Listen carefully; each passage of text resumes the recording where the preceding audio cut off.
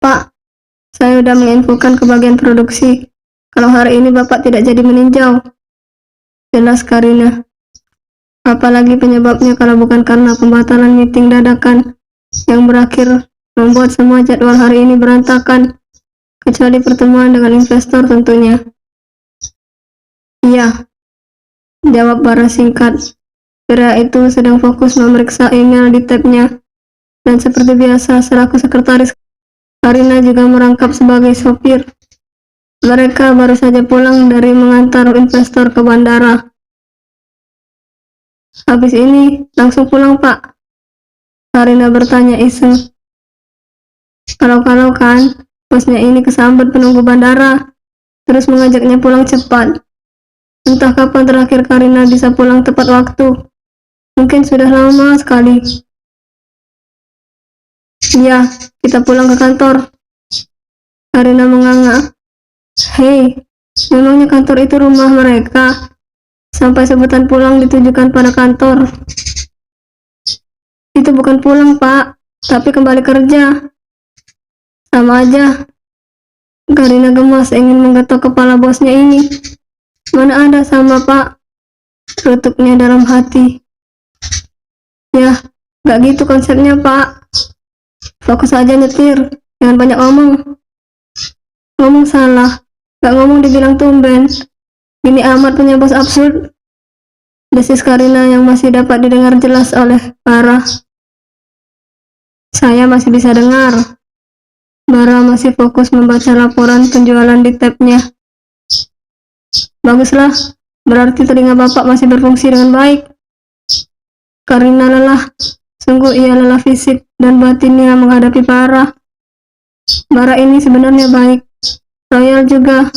Cuma ya itu, kalau kerja nggak kenal waktu. Mana hobinya menumpuk file di meja Karina. Apa nggak stres dibuatnya? Kalau kerjaan kamu selesai sebelum jam pulang besok, kamu boleh pilih jam tangan yang kamu mau itu. Ucap Bara. Nyaris membuat Karina berteriak kencang. Untung saja dia tidak sampai mengerem mendadak. Beneran, Pak? Skincare gak sekalian, Pak? Tawar Karina. Bukannya apa, skincare-nya sudah mulai menipis. Gaji, uang lembur, dan bonus Karina memang cukup besar. Tapi Karina sendiri adalah tulang punggung. Ayahnya jatuh sakit semenjak kejadian naas itu. Ibunya hanya membuka warung kecil-kecilan. Kakaknya sudah menikah, bisa saja membantu, tapi anaknya mengidap kanker dan butuh banyak biaya. Sementara adik laki-lakinya saat ini masih kuliah, dan tentunya dengan biaya Karina, belum lagi harus membayar cicilan, hutang bank.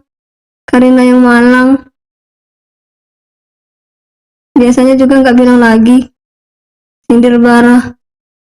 Karina hanya tersenyum lebar memamerkan giginya, bahkan tak merasa bersalah. Ya, gimana, Pak? Kan kadang hilaf, salah kasih kartu debit.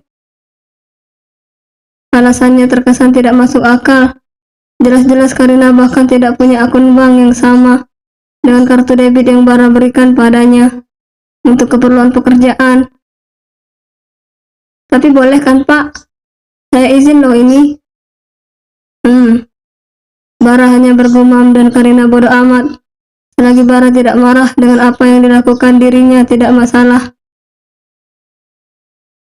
Memang salah satu job desk Karina sebagai sekretaris Bara adalah membayar makan, hotel, atau apapun yang dilakukan Bara di luar saat kerja. Tentunya dengan kartu ajaib milik bosnya itu. Tak tanggung-tanggung isi kartu tersebut bahkan sanggup untuk membeli sebuah rumah ukuran 36. Untung saja Karina ini tidak mata duitan banget. Bisa aja ia kalap dan melarikan uang tersebut. Walau akhirnya setiap dia kesal dengan Bara, dia akan belanja seenaknya menggunakan kartu tersebut. Apalagi kalau kepepet akhir bulan. Awalnya ia takut saat itu. Pertama kalinya ia memakai kartu tersebut untuk kebutuhan pribadi. Seingatnya ia memakai kartu itu untuk membeli sepasang baju untuk dipakainya bekerja. Dan berita baiknya, kalau ada SMS masuk di HP Bara tentang pemakaian pribadi Karina itu, pria itu sama sekali tidak menyinggungnya. Semenjak itu Karina sering iseng membeli kebutuhannya dengan kartu ajaib milik pribadi sang bos. Sebenarnya Karina itu punya kebiasaan, jika dia ingin sesuatu, dia akan mengeprint gambar barang tersebut, kemudian menempelkannya di dekat monitor komputernya. Karena itu Bara selalu tahu benda apa yang sedang diinginkan sekretarisnya ini. Kita sudah sampai, Pak, ucap Karina riang. Sikapnya bahkan berbanding terbalik dengan beberapa jam yang lalu saat Bara memintanya mengundur meeting. Mereka sampai di kantor pas sekali saat jam pulang. Di saat karyawan lain pulang, Karina malah kembali ke kantor untuk bekerja.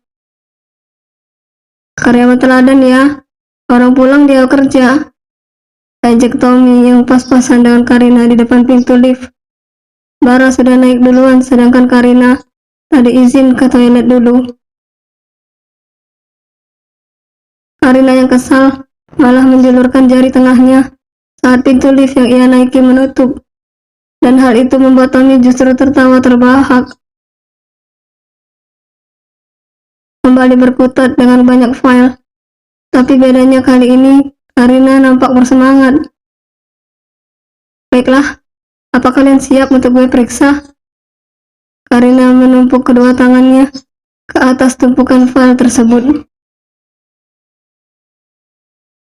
Tanpa ia sadari, Bara sedang melihatnya dari balik horizontal blind, penutup kaca yang menghubungkan langsung ruang kerjanya dan tempat Karina berada.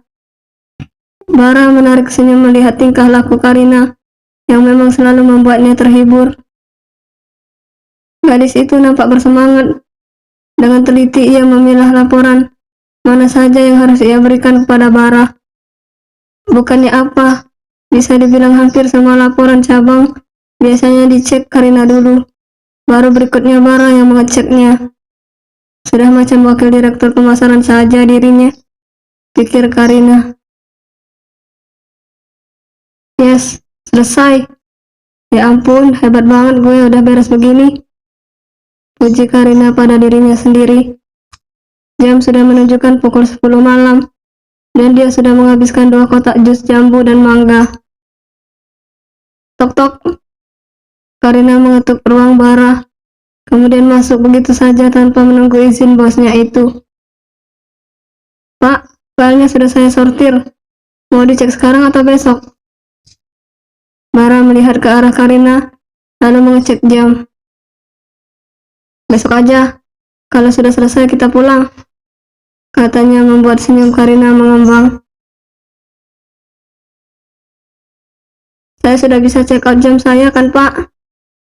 Karina tersenyum malu-malu. Dia sudah mendambakan jam itu sejak 2 minggu lalu. Kalau saja tidak terdesak kebutuhan, tentu Karina bisa membelinya sendiri dengan gajinya.